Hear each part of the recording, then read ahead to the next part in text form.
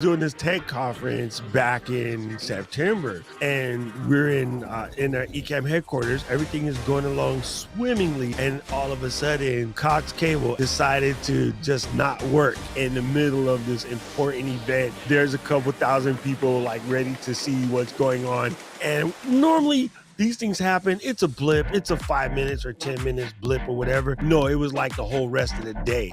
So I streamed the entire second half of a multi-thousand person conference with an iPhone 12 because Speedify kept it going. Oh. You saw part really? of it? Cool. Nice. All right, we are famous. You want to say hi to everybody? Now you're on the video. It's a wave. That's the camera right there. Nice. All right. We are going back to look at this guy's house. And it has a lot of white lights. Nice. I like the wreath. Oh, we didn't notice what's going on in the basement window. It's snowing. Takeaways are, first guys, get started. If I look back at my original lives, they are awful. They're terrible. But we all start somewhere and we all get better. And every time you go live and every time you get on camera, you're going to get a little bit more comfortable. There he is. Hey, Christian. Hi. I think that's where you've got to be a little bit creative. You've got to kind of jump through the screen, and the only way you can jump through the screen is, I think you've got a Peroni like I do. I do have a Peroni. And in a few minutes, I think, or maybe now, we're going to open it, but we can share the exact same beer together and we can talk about it. And all of a sudden now, we've reached each other at a deeper level. But it was like a hard drop. Stream ended. Concurrent viewership halved or thirded. Is if you lose internet connection, even if you have a dedicated, brutal how fast they go. Yeah, they'll switch to Netflix. There's too many entertainment options. So I was sitting there like the first time it happened. What can I do? And I looked over at my backpacks of the gear that runs on Speedify. You paid for a year of it. You can use it on any computer or device. So I just pulled out my one of several hotspots I have, hooked it up, cranked up Speedify, and it has never been a problem since. And lo and behold, you've got one microphone in there, you've got two dongles in there, you've got an Ethernet there, and you've got Wi-Fi running on the thing as well. If only we had some software that we could bond all those signals together and broadcast over. Hey, guess what we did? We started using yours. Others I don't think are available, but we haven't used others. But what we did was we used the Speedify software at a command line level. So it's not running a whole UI which is starting to drain resources. It's really very, very base level. And the really clever people at the BBC got it all working. And we're now presenting whole programs every single day of the year have been presented using this technology. All our weather reports from our weather presenter are done on them. And we're actually at an hour here, but if you don't mind, I'm happy to keep going. Yeah, I mean, this build's going to be done in like a minute, so. But here's the build. I don't have a power cable, unfortunately, or I don't have one readily available, but this is what it looks like. Nice. Good to go. We're using software like Speedify to bond our internet connections. So we're using both the iPhone 12's cellular connection, and it's connecting to this Android phone in my hand and using its Verizon connection. So hopefully we get good video even though we're walking around in West Philadelphia. We also talk about stuff like, how to run your business with live streaming. And I think Nate's gonna have a lot of insights. You gotta slide over that way. You're about to walk on the railing. A lot of insights because he's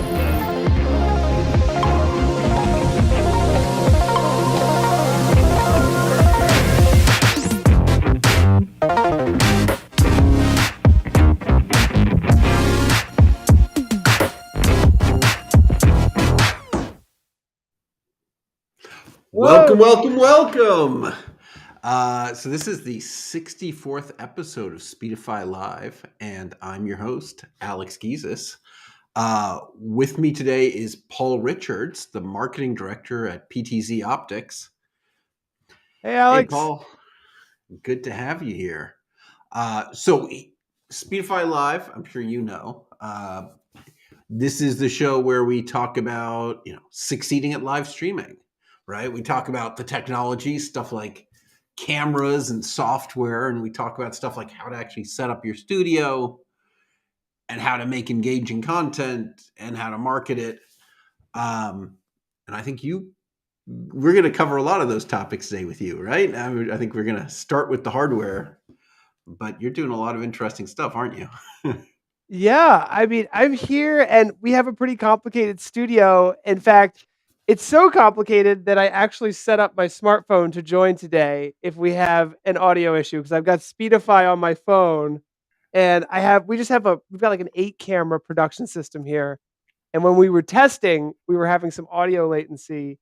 Is that still true? No, right now it seems good. Great. Okay, because I got my backup. I got my smartphone. I got Speedify on there if we need it. But no, I'm excited to be here. I've been live streaming for about 7 years now.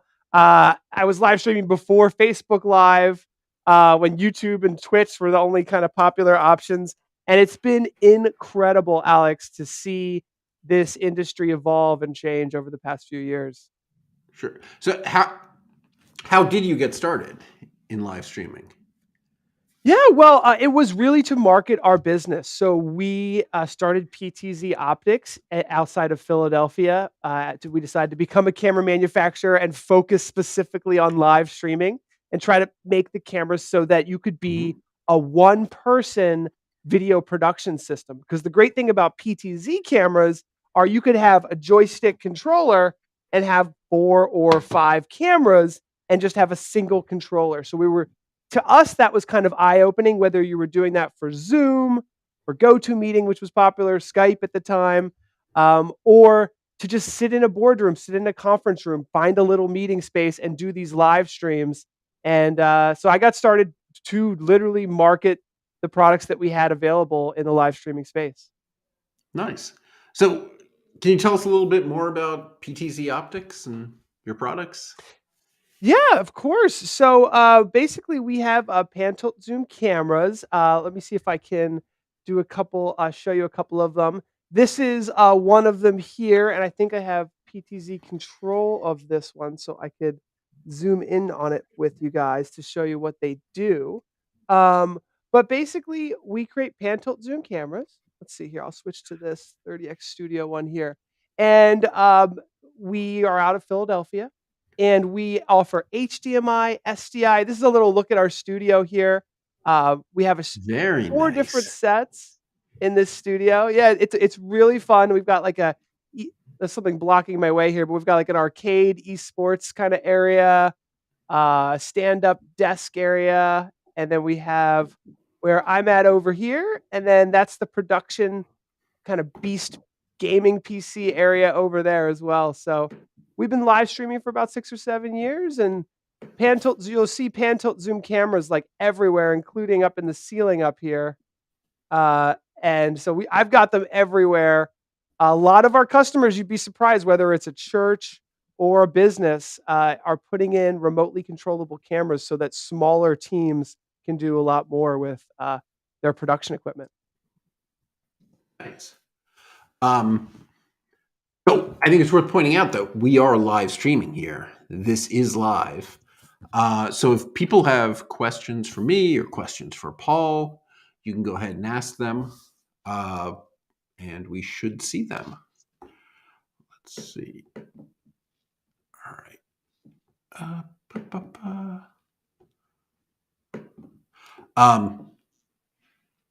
All right. So when the camera pointed in the corner there, I noticed you had I saw a big sign that said either SDI or NDI. I don't remember which one. 2 technical standards, and I see you sell cameras for each one. Could you talk about those for a second? Like what is SDI? What is NDI? let's take a look at my background camera here, and I want to show the back Your of a studio is regular so camera. nice. Thank you. It's been so much fun. Studios are never done. So if you think you're done your studio, a new camera or a new toy is going to come out. But this is the back of a camera, give you some ideas. So this one is a network connection. And so for a lot of devices are controlled over Ethernet these days, and they can also power many cameras. So a lot of cameras are powered over Ethernet. It's so cool, Alex. PoE, you can power lights now. You can power TVs with PoE++ now. So PoE is PoE is power over incredible. Ethernet, right? Just for those. Yes. Yeah, power Wow. over Ethernet. And it's so cool because you can run an Ethernet cable 300 feet. You don't have to be an electrician, and you can start plugging in all kinds of devices to your network. Nice. Everybody knows this connection here, right? USB. That's a USB. popular one, obviously. That's very much a consumer connector. And same with HDMI. HDMI is a very popular one here. But if I pull this other camera over here, this one has SDI, and that one was new to me when I was getting started. I was like, why? What is the deal with SDI? Why don't I just get a USB cable and plug it into my computer? Well, SDI is totally uncompressed, and it's super reliable coax cable. People have been using it for 10 years or more, and it's just so reliable, and there's lots of people still just love it. But what's happened over the industry is more and more Ethernet and IP video has become more prevalent and more powerful. NDI has emerged as one of like the best, most reliable, easiest to use PoE, well, not PoE, but Ethernet IP based video productions tool. So that's what NDI is. It's an alternative to SDI, really. Nice. So we have a question from Jonathan. He says, nice. These cameras look amazing, and they are very, very interesting. I like seeing how it's being used as well as with different angles and zoom usage. All right. I guess that isn't a question. Sorry. Point is, we have an audience, and yeah, if you guys just post questions, comments underneath, we'll address them. So that's nice.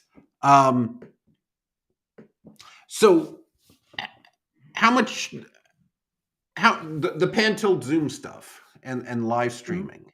I mean, how much does it help? Like, Well, that's a using great question.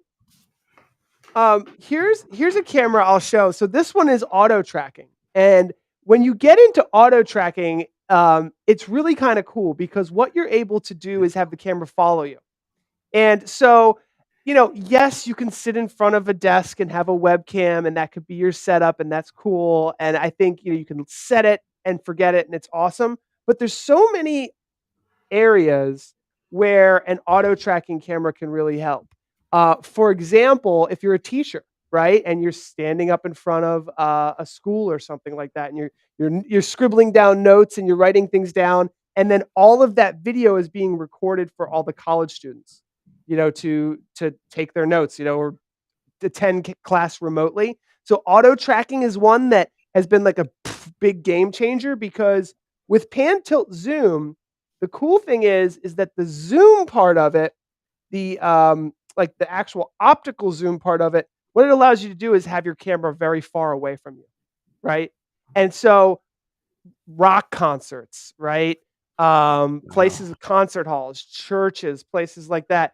You might think that my camera's right in front of me, but I've actually got it like 30 feet away from me. So there's really awesome ways to, and one of the things I found really fun when I was starting to get into live streaming and nobody kind of knew what it was, or at least none of my friends were, I would bring 2 or 3 PTZ cameras, set a table up, and I'd be zooming into the guitarist, to do I did a couple like rock concerts in my friends' backyards and stuff. And I'd be like zooming into the solos and then zooming out and then showing the whole band and then panning around and showing the whole crowd. And it's just me with a joystick controller, 2 or 3 PTZ cameras, and it looks like you've got like a 6 cameramen on staff. Yeah, it's really slick. But following you around, zooming in and out, that makes a huge difference in your production quality. So Jonathan has another question. Now he really has a question. What problems do your cameras overcome for people with existing challenges with church AV teams? Well, yeah. So we work with a lot of churches. Churches are big places, right? Usually they're very big venues, and a smartphone is just not going to cut it, right? I had a picture of a customer who was like, "Thank you so much for helping us. Like, all of our audience can see the pastor clearly." They put an auto tracking in camera so that it would follow the pastor back and forth, and everyone could follow him. It's more engaging. But literally, they had a smartphone being held up by a roll of toilet paper. It's like the funniest thing I've ever seen. But like everyone Hey, was if it works. scrambling, right? 2020, January, February, March, right? It was just like, what the heck do we do? Everyone's at home. We don't know what to do. And so everybody scrambled to buy everything. You couldn't even get a webcam, right? So everyone got all this mishmash stuff. And now finally people are starting to realize, okay, like how can we really engage with the audience, especially in a place, if you're just in front of your laptop, yeah, webcam, get a nice microphone, you're good. But if you're in a bigger place, you're in a bar that has a stage for a band to play, or you're in a church, or you're in a rock concert hall, or you're in a convention center, all these different larger venue places, the ability to zoom in and show people details, even in like marketing offices, studios, businesses, stuff like that, just to be able to show people what you're doing. Like for example, like, well, let's see, not that one. Let's see, too many cameras. Like overhead shot, right? When you're talking about something and showing a product or something like that, I'd say it just makes it easier for people to see what you're doing. Yeah. You know. Yeah, I talked to Jason Ferris of Old Pine Church, and he'd done a lovely job of live streaming his services during the pandemic. But yeah, he's a professional filmmaker, and he sort of put himself at the desk, controlling everything live, going to other cameras to cover the choir and the other preacher and things, and he just didn't know how to continue. If he had to be up there at the front of the church. And I wonder if some of this stuff with, self-tracking cameras and stuff, if this is sort of some of the answers that he would be looking for. Because he can't stand, stand at the front and be doing all these things at the same time. I'll send him to your I remember website. when COVID first happened and everything was going on, we weren't even sure if we could have like one other person in the room. So I would operate everything myself. And you can see right now I'm doing all the switching with like a touch screen. And so I can walk around and switch the cameras. We have customers at churches who sit in the pews and just use their smartphone and just control the camera, and they look up on the projector to see where it is and whatnot. So all this technology has converged a lot, but having a robotically controlled camera really opens up a lot of doors.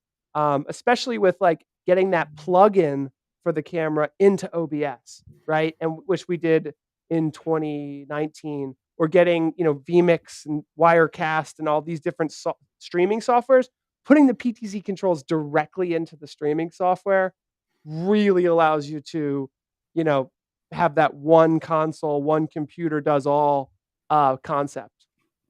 Oh, so Jonathan is asking, how can we combine Speedify and keeping these cameras you work with connected? So I think the answer is that you can't run Speedify on the cameras, but you can run Speedify on the computer where you're running OBS or Ecamm or whatever. That's, controlling, talking to all the cameras. And then for the link up to the internet, you can use Speedify and connect multiple internet connections.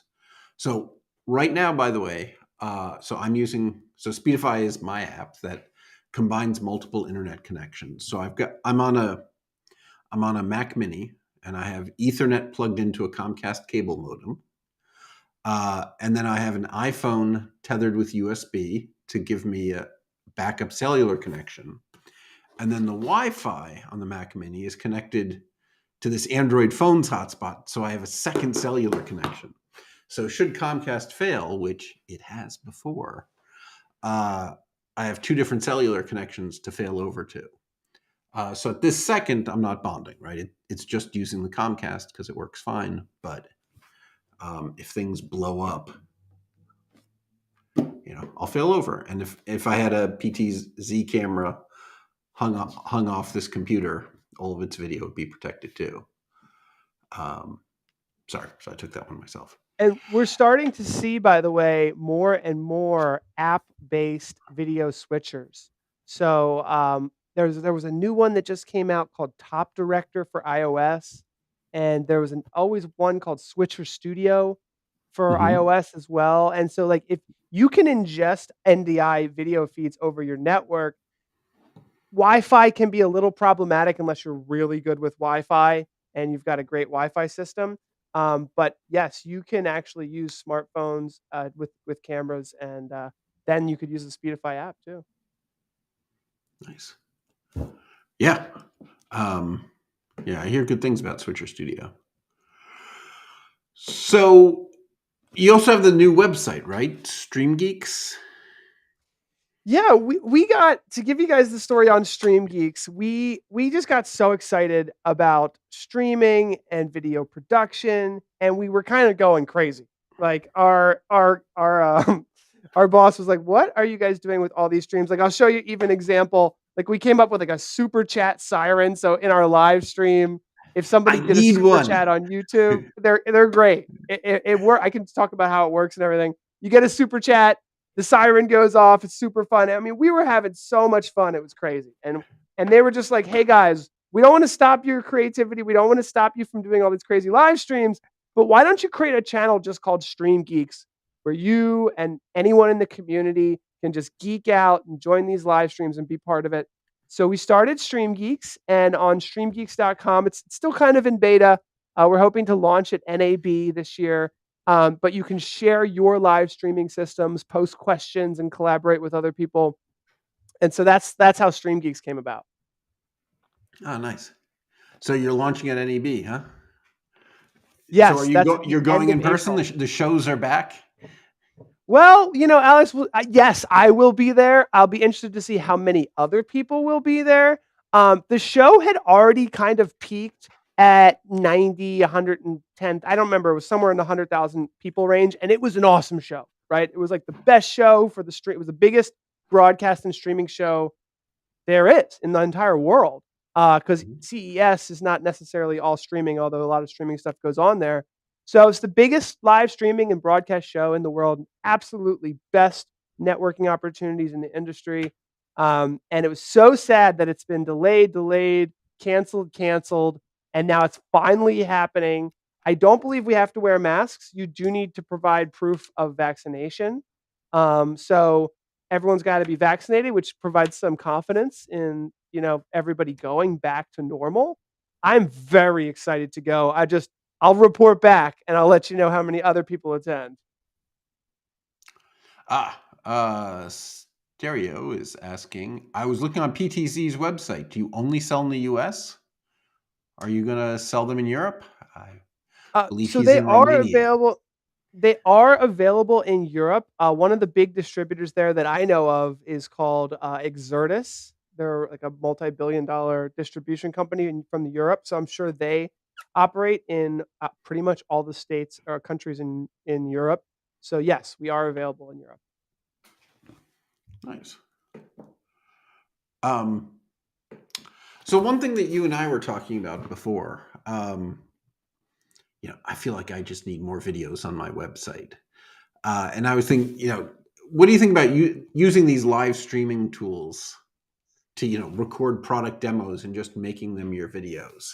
Because it seems to me like, in the past, we used to spend 40 hours making a video.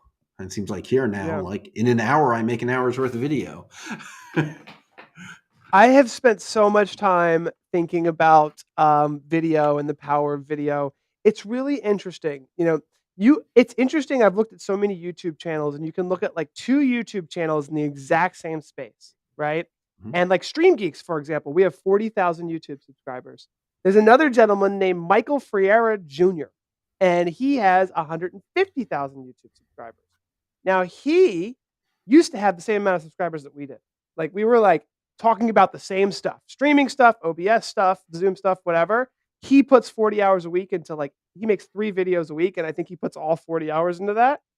At that time, I pretty much would just be like, oh, I'll use all my live streaming gear and I'll make 3 videos and it'll only take me 3 hours. Well, he now has quadrupled his audience, and we're still we're growing. We get like 1,000 subscribers a month. So like YouTube's algorithm is totally based on, viewership, right? Like what's your retention? How good is your thumbnail? Do people what percentage of people click when they show them that thumbnail? It's all so important, and there is no shortcut. Like, go ahead and try to shortcut the work that it takes to make a good YouTube video, and the guy who puts in the more work is going to get more views. I don't think there's really a shortcut. I'm sorry. I want a shortcut. I've done it. I've tried it for years, and I love live streaming, right? I love connecting with an audience. I like answering live questions. But I just want to be honest with you. The guy that does all those subscribes and does the After Effects in Adobe and makes a 3-minute video with all those cuts that you can only do in post-production, he'll be the one who gets the higher viewer retention, and YouTube's algorithm will show it to more people. Because yes, you can have a live cut thing, and it could be really cool. Like, I mean, I'm doing it now, right? We're doing all these different angles and all these different shots, and I could show you behind the scenes, and I love it. Not just for live streaming, but for Zoom, right? I join a Zoom webinar, doing Zoom events, doing all of that live stuff, all the meetings. Like, I love to blow people's minds when I'm in a Zoom webinar and I do an 8-camera Zoom meeting, and they're like, "Whoa, everyone else is on a webcam here, and you've got 8 cameras." I love it. But when it comes to making YouTube videos, that's an art, and it's hard to shortcut. What the most successful YouTubers do. That's sad.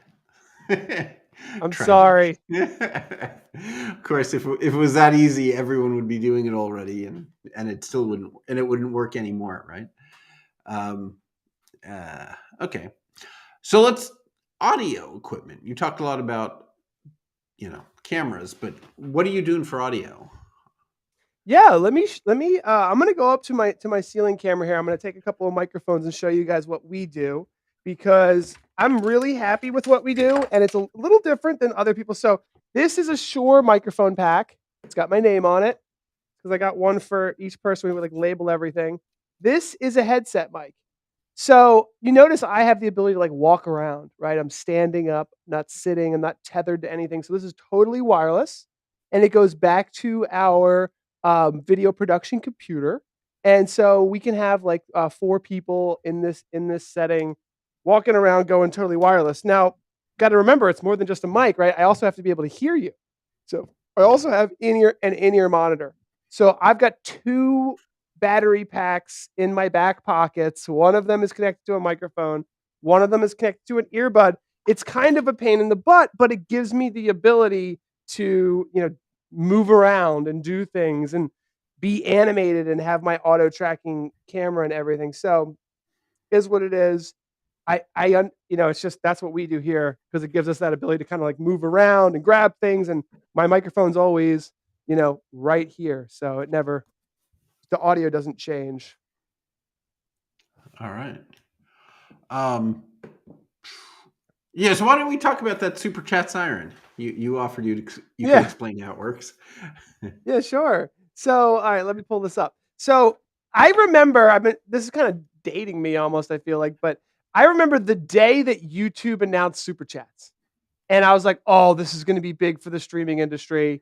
This is going to be huge. And YouTube literally had a press release. And it's like, we've got this new thing called a super chat, and it's a great way for creators to make money. And I believe it's one of the leading ways for YouTubers to monetize their channels after just advertisements on their videos.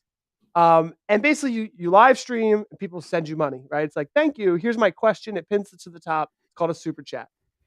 In that press release, they said super chats can be used to launch confetti cannons. And I was like, what? You can launch a confetti cannon from a super chat? How does that work? And so basically I started looking into it. This is my Stream Geek initiative. And basically Google, who owns YouTube, obviously, has a service called If Then This That. I think it might be if this then that, or if then this that. Yeah. Basically, if something happens, so you log into that service, you log into your YouTube, you say, if I get a super chat, And then there's like 5 variables. If I get a super chat for $1, do this. If I get a super chat for $10, do this. And so if you get a super chat for $100, launch a confetti cannon. And so I'm like, well, how does that work? Well, so basically you say, if this, then that. If you get a super chat for X, then turn on this Wi-Fi plug.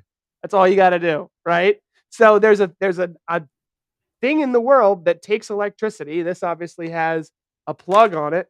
And when that super chat comes in, turn that Wi-Fi plug on and it turns on. And that's basically how Nice. it works. And we never bought a confetti cannon because it was just too much work, but we ended up getting like a bubble machine and it would blow bubbles. And we raised like a couple $1,000s for the Chester County crime victims here in Pennsylvania. And it was just too much fun. Everybody wanted to do over $20 because they wanted to see the bubble machine turn on.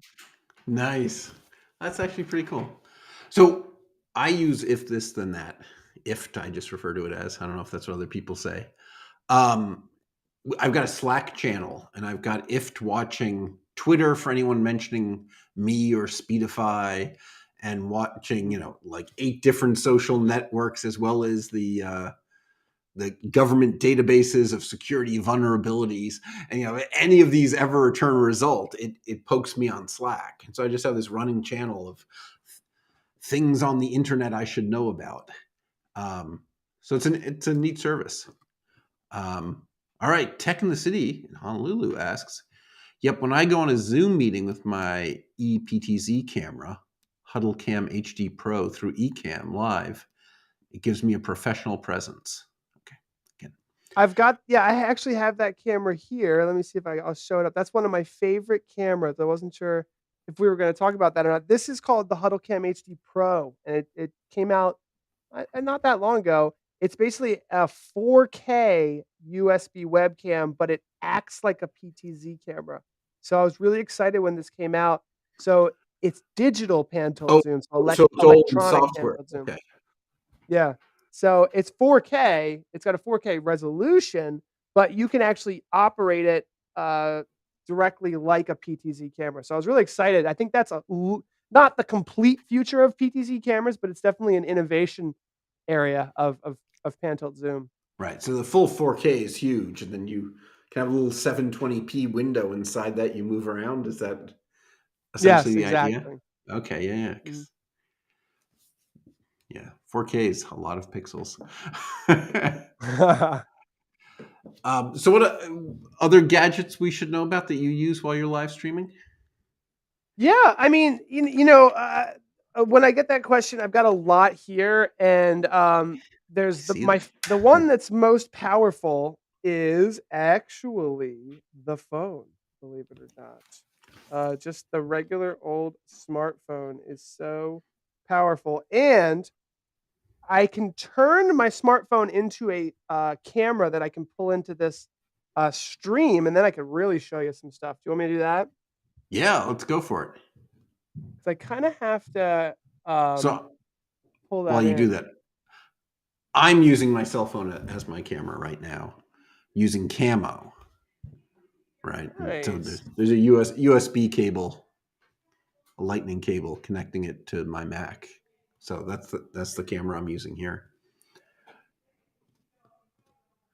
Yeah, these new iPhones, they just have such good cameras. They really do. And so, especially if you want like a wireless camera, it's perfect. So I'm gonna pop this open, and then I'll be able to show you behind the scenes in my studio here. Let's see. This is where I'm at over here in the studio. Okay. And I'm just gonna add this camera in real quick. Let's see here. There it is. All right. Is that just a PC with the 3 LEDs pulsing there? Yeah. Yep. So this is behind the scenes. This is where our producer sits. Mhm. So he likes to have 3, and then there's also a confidence monitor. So this is how I know what's going on. Right now it's showing the whole Restream.io system, so I can see what you guys are up to. Another piece of technology that a lot of people don't know about is called a tally light. And so when you step into a multi-camera production, there's 3 or 4 cameras. How do you know which one to look at? These lights here are called tally lights. Usually they're in television studios, but now that everyone's trying to up their game, trying to, like a pastor doesn't want to be looking at the wrong camera the whole time when they're trying to connect with their audience. Same with anyone who's trying to do like a professional stream with like hundreds or thousands of people. They want to be looking at the right camera. So that's called a tally light. And we've got those pretty much on all of the camera, all the cameras. Another thing we have is just a ton of LED lights. What controls them? What controls the tally lights? Yeah, so the tally lights are each connected. There is a cable that does power and control signal to it. And what happens is inside of, now we use vMix. I'm still a huge OBS fan, but basically in vMix, it integrates directly with vMix. So whatever camera is in preview will turn green, and whatever camera is in program, which is like the output, that's what's going live to you guys. That one will turn, the light will turn red. Okay. So generally the tally lights are controlled by whatever system you're using as your video production system. Nice. All right. Of course, we've got one of these guys. Everybody loves their Stream Deck, right? Everybody loves those things. Yeah. Our producer's got, I think, like the Bitcoin. I've got the little baby one. Do you? You got this little guy? Yeah. That's what I got. Nice. Our producer obviously needs to have a microphone from time to time. So this is actually the Shure SM7B. This is like the premier podcasting microphone out there today. It's really popular. So he's got a pair of Audio-Technica headphones and his Shure SM7B. That sounds really good when you get up on that mic. It's a condenser microphone. All 3 of these monitors have a pretty snazzy little single connection to the desk. Saved a lot of desk space that we could use. This is like the heart of our system, really. And speaking of NDI and IP video networking, it's just such a big deal. You can see here we've got a Ubiquiti Unify PoE 48 port, 50 port switch here. So that powers most of the devices, all the cameras and stuff on our network. There's those 2 Shure microphone receivers there. You can see my audio bopping up and down on these wireless mics. This right here is this is the in-ear monitor transmitter. So this transmits the audio out back into those in-ear monitors. This is our custom-built computer here. Lots of lights. This is like our main camera. We painted everything either black or we vinyl wallpapered everything. So this was a really goofy looking room that it was just all, that like manila wall color that everybody does. Oh, it looks horrible. Don't ever do that. So we painted everything either black, blue, or this is just vinyl wallpaper. But on camera, you really can't tell. Yeah, no, vinyl wallpaper, that works. Yeah, our old office, we had all sorts of vinyl stencils all over the wall of, giant Wi-Fi symbols and, the cell phone bars and things like that. And made the place cool, right? All right, so Steer in Romania, I just realized stereo, it's Steer in Romania, wants to know, what are the most interesting fields of work where your PTZ cameras are being used other than the video logging, live streaming stuff? That's a good question. Boston Dynamics is a company that makes robots and the walking robots, and they actually put one of our PTZOptics cameras on the head of the robot so that they could control the the motions of the head of the robot from a remote viewing perspective. Nice. Their stuff is so cool / creepy. Yeah. Right. They're the ones with the robot dogs and stuff, and the robots that people kick over and they just get back up. It's mildly terrifying. It definitely is. I mean, the whole world of online video has been pushing forward at record breakneck pace, if you will. So there's a million stories. One of my favorite stories is from, I don't know if you've ever heard of DJ Deadmau5. Sure. But Deadmau5 is a great DJ, one of the world premier DJs from I think he's from Toronto, Canada, and he reached out to us. And what he has is a cube. It's a DJ cube. It's called the Cube V3. It's a giant cube, and inside of it, he sits inside of the cube. And on the outside is LED walls on the outside, but the back is exposed, so he can actually spin it. And then he's exposed to the audience with his mouse hat, kind of like Marshmallow does stuff like this. And so anyway, he needed the PTZ cameras to slowly turn with the way that his cube on stage moves. And it was just so much fun. I got to go to all the backstage concerts and stuff. He came to Philadelphia. And that was a really, so like when you see like visual artists and musicians trying to like show people backstage access stuff or live graphics and image magnification in entertainment, I find that to be really exciting. Nice. So for that kind of complex stuff, is there an API? Can people write their own software to control your cameras? There is basically an API, and that is why, you know, we get into some of these really awesome situations. If you go to our website, there's a developer portal, and in the developer portal, there's multiple different control languages that you can use. Everyone's using IP, but we also support like serial control as well over hex. But you know, HTTP commands, CGI commands, TCP commands. You can even do UDP over the public internet. There's some really amazing documentation for getting into that developer portal and making your own apps for these cameras. Nice. There's the URL for the developer portal for those of you following along at home. So your studio is awesome. Is that the only place you stream from? Do you ever do the IRL thing in real life and get out of there and live stream, or? We do. And honestly, one of the things I really want to do for testing Speedify, and I haven't had a chance, is and it blows a lot of our customers' minds, is you can actually mix RTMP streams in the cloud. So we could have one RTMP stream coming from my phone using Speedify, and then you could have the other RTMP stream coming from our studio. And so from time to time, we've done that with Live View backpacks, and I'm excited to try this with Speedify, where you know, you can just go anywhere in the world. So you can start in a production studio and then walk right out in the street. And people always wonder, how did you do that? And we use the cloud-based service called Easy Live, which can ingest 2 RTMP streams. Another thing I really want to try, and a friend of mine did this with SRT. I'm not sure if you're familiar with SRT, Secure Reliable Transport.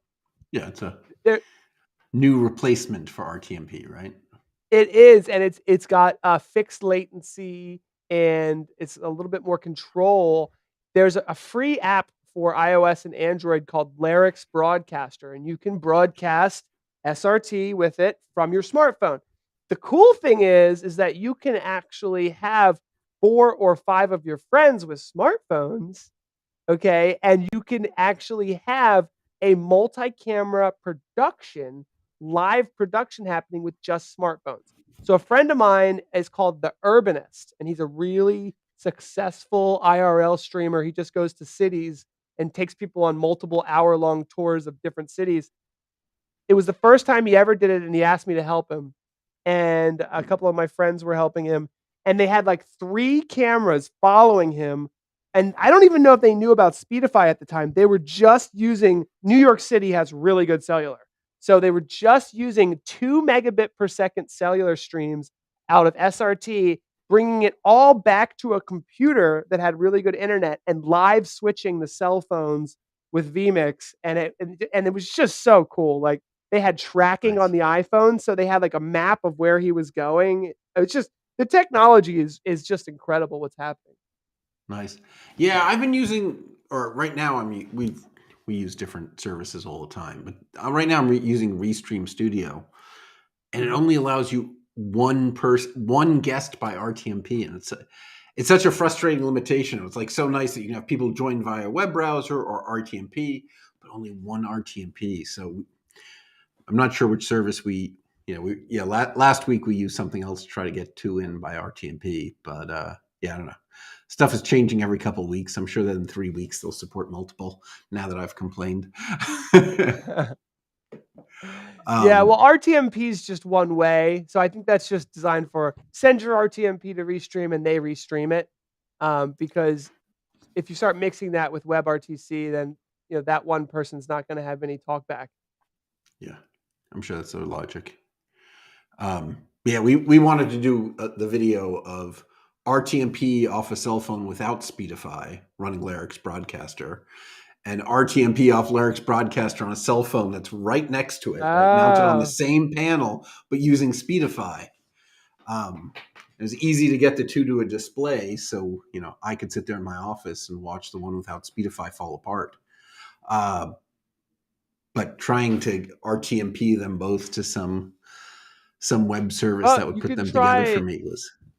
You can try Easy Live. It's called Right, EasyLive.io. Yeah, I've always enjoyed it. It also supports SRT. I'd be interested to see the same thing with SRT as well, because supposedly secure, reliable transport's a lot higher quality. Yeah, but none of the Twitch doesn't take it. YouTube unless it recently added it, right? No, they don't. So you can ingest SRT in the cloud with a service like Easy Live, but you still got to stream it via RTMP still. Yeah, but cloud to cloud, that's probably not so terrible, right? It's that last mile where you need the extra protection. Yeah. All right, cool. So you write books, right? Didn't you? You wrote the OBS Superuser Guide Book. Yep, I've got my OBS Superuser Guide Book here. I saw that on the notes. Let's see here. Where is my? Here it is.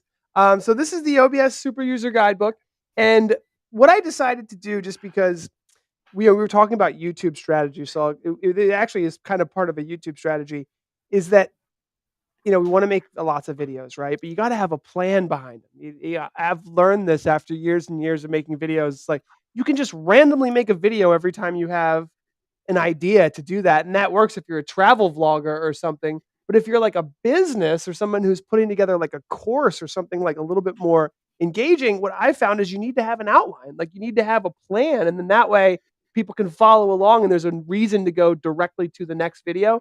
So what I've been doing over the past 4 or 5 years is writing the outline, being like, all right, I really want to help people with OBS, right? It's going to take 20 videos to do it. And I already have to write an outline for it. I already have to do all the research to make these videos. Why not just write chapter by chapter the book, release it as a book? And I don't know if you know this, but on Amazon with Kindle and everything, self-publishing has never been easier. I don't think it's really, really easy. Amazon prints on demand. And I just started to realize people want to read books about live streaming. Lots of people. So I've written over 10 books now, and I get great feedback. And then so once the book is published, then I go ahead chapter by chapter and make my YouTube videos. And it's in more of a series that I think is a little bit more, I could say bingeable. Like you could binge the whole series because it all relates to the central topic. But it's not like people are binge watching like Netflix or anything. But I find it to be a good strategy. Nice. So apparently we just hit the close to the top of the talk shows and podcast category on Twitch. So we just picked up about 300 viewers. So nice. Hi, everybody. So I'm interviewing Paul Richards here, the marketing director at PTZOptics, who does those awesome cameras that he's showing. And we are live. So if you have any questions or comments, just post them and we'll answer. All right. So Steer in Romania is asking, any cool stuff outside of what you've already shown that you'll be launching at the NAB show? Yes. What's coming at NAB? So this camera is a little dark. I don't know why. Yeah, I probably should touch it. But this is our new auto tracking camera that we're launching. I think it might be tuned for like this area of my studio or something. But this is our new auto tracking camera. It's called the Simple Track Lite. And so we're launching this one at NAB. So that is shipping now. A lot of people aren't using NAB and CES the way that they used to for launching new products in the streaming industry, just because it's so unpredictable. Is this show going to happen? The product's still going to come out. So yes, we have a couple surprises. StreamGeeks.com is definitely going to launch at NAB, and I'm excited for that. You can play with it now. It's still in beta. There's still some bugs, but that's a big one that we're launching. And then, there's going to be a lot of new streaming products at NAB. And you asked me, Alex, are we going to go in real life? And I am going to go to the showroom floor, and I'm going to use Speedify. And I think I'm just going to stream right to Restream or something like that. And I'm going to use Speedify. I'm just going to use my smartphone. I'm going to walk around and stream just some IRL, just takes of what's going on at NAB and what the new products are. Nice. I've got to say that the auto tracking camera is so cool, right? No one would, if you didn't show the desk and stuff, no one would know you were alone in that studio, right? You walk around with the camera tracking you. It looks like you've got a crew, right? Well, I want to show that because it's true. And this is as soon as the pandemic hit, literally I streamed so much, but you can see here, there's nobody sitting here at the studio. Usually I have a producer. I really like having a producer. I love my producer, right? He's a great guy. But a lot of times right now I know he's in a meeting and he's like, what is this Speedify live stream? I have stuff to do, Paul. I like having a producer. I like working on a team. And then this is my smartphone here where we're looking at this earlier. But boop. And now that's good. This is proof. Do you see this empty? Chair here, Alex? There's nobody here. That's so nice. I like showing that off. This stuff is really, really coming together. It's really slick stuff, Paul. There's the auto tracker. So this is the camera that follows me. But yeah, nice. this one needs a little bit of color tuning. Details. But yeah. Working on it. You know what I think Twitch needs? Oh, actually, speaking of Twitch, by the way, we created a plugin for Twitch where the audience can control the PTZ camera. Right. So that's one of my favorites. I'm going to cut to this now. So basically, the audience can pay in Twitch bits. So they can actually pay bits to control the camera. And there's actually some really interesting creators on Twitch using it. There's this guy who dresses up like Deadpool, and he actually uses the PTZ camera. And when someone pays 10 bits or 100 bits, whatever he sets it to, they can control the PTZ camera in his studio. And he's like a DJ, and they kind of look around his studio. Nice. All right. Yeah, the New York Times played around with VR at one point, and they did some really cool videos where they interviewed an artist in his studio, right? And so they had the 360-degree camera, and as he sat there doing the interview, his art was all over the walls. So if you wore the goggles, you could watch the artist, or you could, go look at his art while you listen to him talk about it. And I don't know. Thoughts on VR and augmented reality? Is that stuff going to happen here? Is it going to be the future of live streaming in some way? It's interesting. I mean, the future of live streaming is kind of now, right? I mean, we're seeing massive boosts in streaming. So the Twitch extensions, right, that are available today, right, allow people to do amazing things. Like if you're playing a video game, you can have a pop-up on the Twitch screen and you can see the inventory of the person's, that's playing the video game. And, we were talking about giving the audience control of a camera inside of the studio. I haven't seen a whole lot of accessible VR just because I don't even have one of those headset things. Yeah. But I think it's really cool. A lot of people have been trying to do it. Even YouTube, I think you can stream like a 360 stream, and I think people can look around with their smartphones.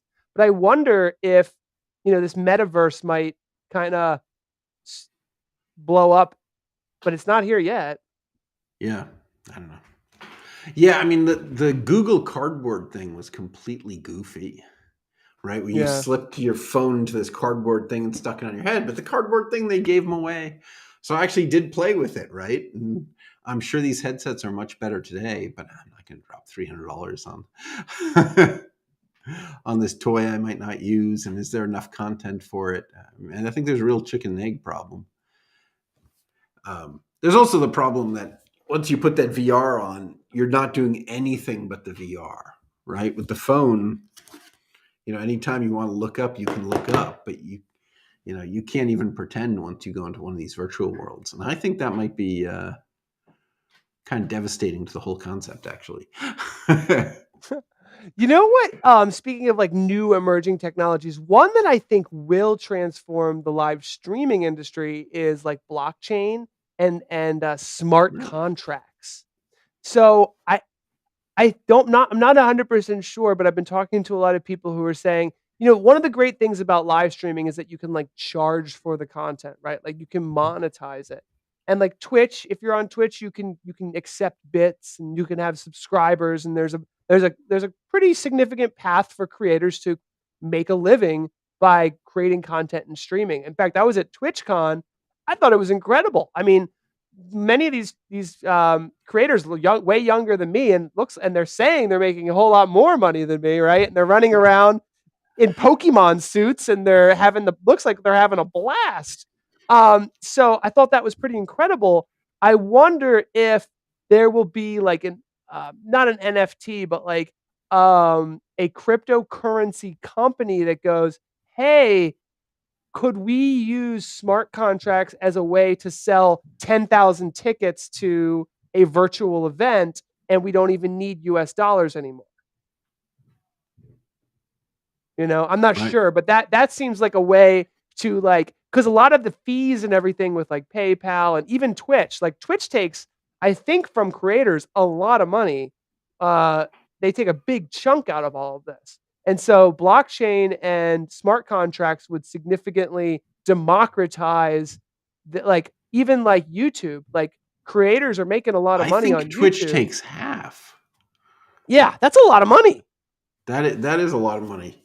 I feel like the 30% Apple takes on everything they can is a lot of money. But you have 15%. I understand these platforms taking, but at the point they're taking half. Yeah. Oof. I know half is a lot. I mean, I know that they're spinning up the servers and they're also providing the audience in many cases. But I definitely think like once you get big enough on Twitch, if you have a dedicated audience, and it looks like Twitch audiences are very hardcore dedicated, I could see people going, hey, there's this way where I can keep 99%, and you just have to pay via Bitcoin and we're good to go with crypto or whatever. That could really change the game, I think. I think they're getting too greedy. Yeah. We'll see. I don't know. I mean, there are other solutions with credit cards and things, that only, PayPal only takes a few percent. So there are probably solutions that don't need the blockchain. But yeah, I think there are going to be some more cool things like that coming. So we are at about 3:00, which is where we said we would stop. I don't much care. I'm happy to continue this conversation if you want to, or do you need to get going here? Well, I mean, I'm happy to answer some of these questions. You have a long list here. Yeah. If there's anything else you want to cover. People were sending me questions to ask you, and the list just got longer and longer. It got probably carried away. Well, I was excited to see too. You guys obviously did your research. That was exciting. This here's something I'll show off in our studio that I was really excited about. This is a neon sign, and they're so cheap now. It's not real neon. It's it's like little LED LEDs? neon. Yeah, they're little LEDs, but you can't see the LEDs inside. Maybe I can zoom into it and show it a little closer. But it was only like $400, and to me, I was like, wow, that's pretty incredible. I need that for the price. Totally customized to our brand and everything. And so maybe if I that turn looks it really off, good. Get better. But I need a Speedify Live behind me. All right, you want to see something tragic? So I ordered a Speedify Live chair, and they Ooh. misprinted it. It's live Speedify. No way. I checked the file, and the file is right, and so now they're making me a new one. Oh my gosh. Printing. That happened. So that happens. So yeah, what are you gonna do? Here's another random couple things I have in the studio I'll show off here. This is a couple things here. Have you seen these before? No. So Well, tell this us right about it. here, this is a Lumetrics. Okay, so it shows your YouTube, your Facebook, things like that. So that's our YouTube followers. This is probably some type of Facebook. It's a pretty cool. You can it's like basically a little clock that can do anything. You can program it to do whatever. You know what it works really good for, by the way, is super chats and Twitch followers and stuff. It'll like show the notifications directly on here. So this thing's pretty cool. And this one here is our Facebook likes. So this is called a schmurl. So as soon and like I like having stuff like this when you're in a live stream environment and somebody goes to your Facebook page and they unlike it just to see if it goes down one, just to check to see if it's really live. But that's the kind of stuff I feel like people really like. Here's something I'm really into as well is like retro gaming. There's this new company called Arcade 1UP, and they're making these like 2/3 size cabinets. And you can get them at Walmart for like $200, $300. It's great. But what I did for this one, it's not on right now, and I'm not going to plug it in and everything. But sometimes we'll take this to schools and esports tournaments, and we'll plug in a computer to it and give the kids like an Xbox controller so that they can be part of the live stream.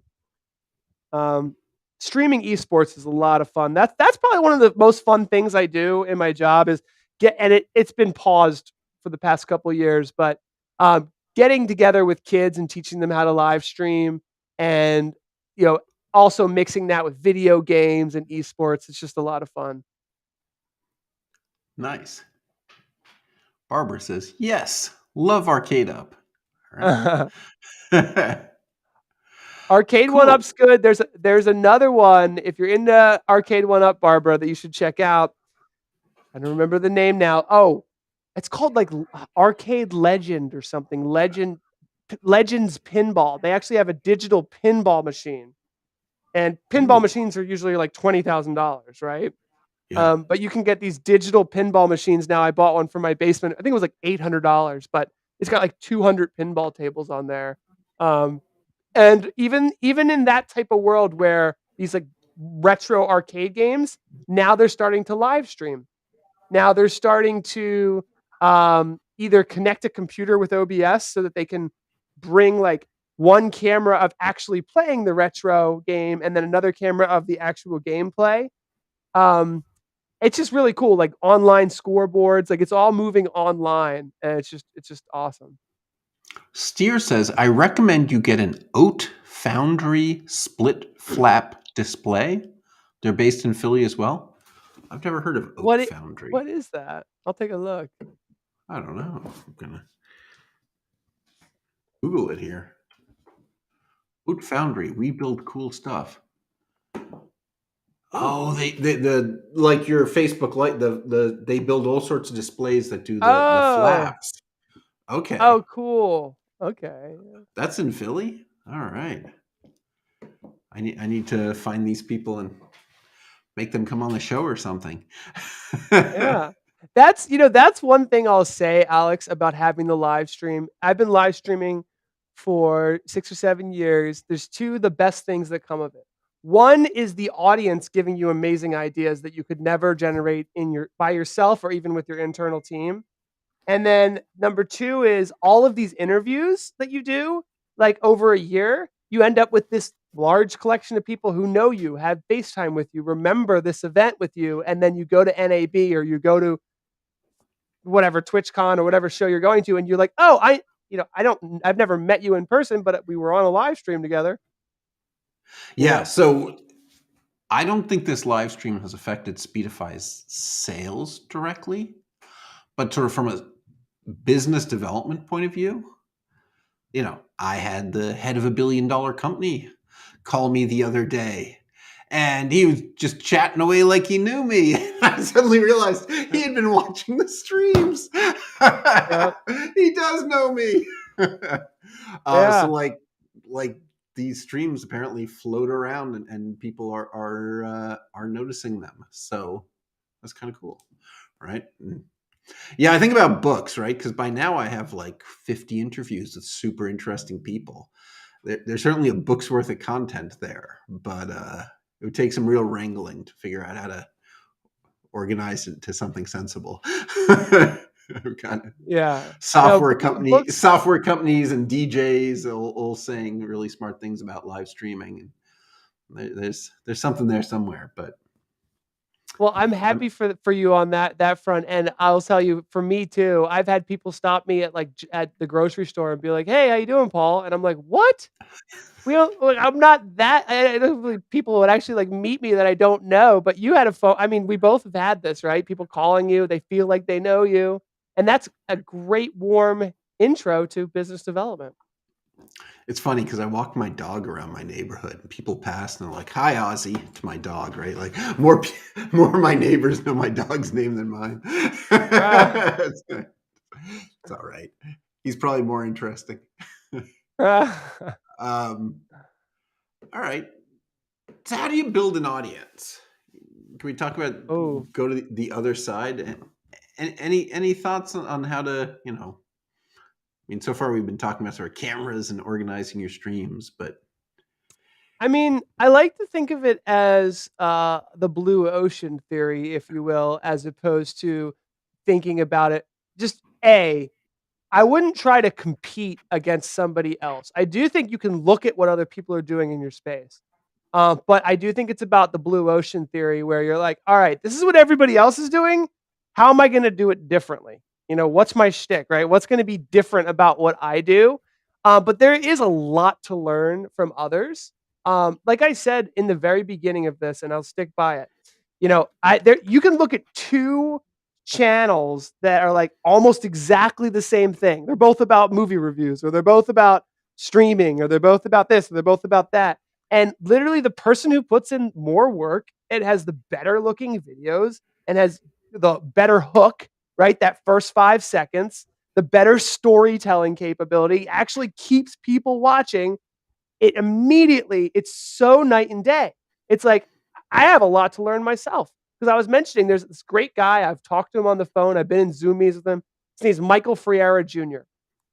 Our Stream Geeks channel has 40,000 subscribers. His has got like 160,000. And it's growing faster and he gets more comments. And we're talking about the same stuff. But he spends a ton more time on his content. It just looks better. It's more polished. And it's funny because it's like, we're all talking about an 8-minute video. It's like 8 minutes with me or 8 minutes with this guy. And people, yes, they like the shiny transitions and they like the quick pace cuts and they like the thought out story and they like the little joke here and there, whatever your shtick is. So yes, I think YouTube is the way to grow an audience for most people. You're not just going to jump on Twitch and get a bunch of viewers, right? I guess apparently we did today. So congratulations, Alex. I don't know how you did that, but that was never my experience. So usually I feel like it's like finding the blue ocean. Like for me, what we've been really successful with is like SEO. Like there's tons of people making videos about all this streaming stuff, but who's actually writing it down? Who's actually posting it into a blog and putting the tags and the categories and the metadata, even though that's a lot of work.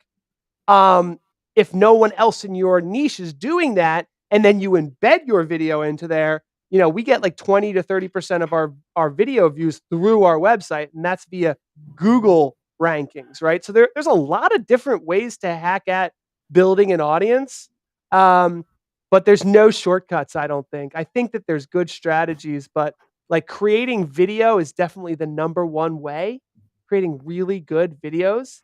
And then once you have an audience, live streaming is an amazing tool to connect with the audience that you have.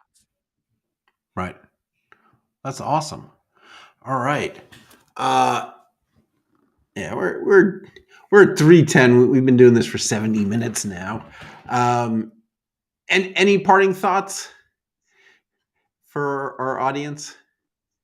Well, check out streamgeeks.com in the coming weeks and months, where we're hoping it's going to be a really great community for streamers to just chat and get together and share what they're doing. So that's fun. Um, check out Speedify; it's really cool. If you're going to any of the trade shows, I think they're going to be safe. I think they're going to be fun. NAB is the big one in April. You'll see us at the PTZOptics booth. And if you're into streaming enough to the point where you think you can make a living doing it, I have helped so many people in that area. You can make money streaming, helping other people stream. I've had so many people I know a lot of people who quit their jobs and was like, wow, I can make thousands of dollars helping businesses stream their things, and it's like a real business too. So if you're a creator on Twitch and you're just streaming and you're not making as much money as you thought you would have, there's an actual like helping businesses model that you can follow as well. So I guess that's a lot there, but there's a lot of interesting things going on the streaming. This is a hot industry. It's a hot market. Get into it in one way or another, because it's definitely going places. All right. Awesome. Thank you so much, Paul. My next stream is actually tomorrow, this same time. So March 23rd at 2 p.m. We're going to do office hours. I will get some of the Speedify developers on, and you guys can quiz them directly with all your technical support questions and feature requests. And we'll probably talk about what's coming in Speedify 12 a little bit. So that's tomorrow.